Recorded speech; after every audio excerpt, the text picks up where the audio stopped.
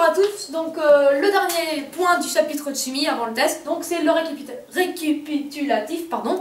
Donc on récapitule tout. Ah, j'ai réussi. Bon alors donc, on commence, donc ça c'est le schéma qu'on a déjà fait dans le cours.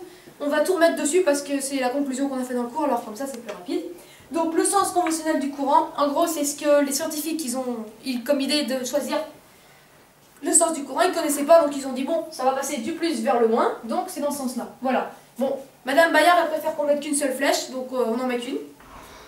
Après, donc le déplacement des électrons libres, ça c'est, une fois qu'ils ont découvert l'existence des électrons, ils ont appris qu'en fait les scientifiques, ils avaient fait n'importe quoi, ils avaient inventé un mauvais sens.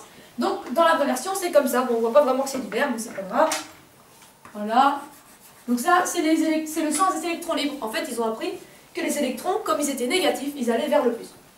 Dernier, maintenant les anions et les cations, on va imaginer que dans notre solution, on avait des anions et des cations, et que comme il n'y a pas d'interrupteur, oups, voilà, le courant il circule.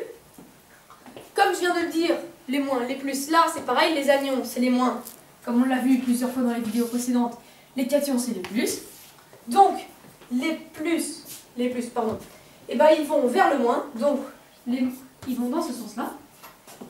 Voilà, et les moins, ils vont vers le plus. Comme ça.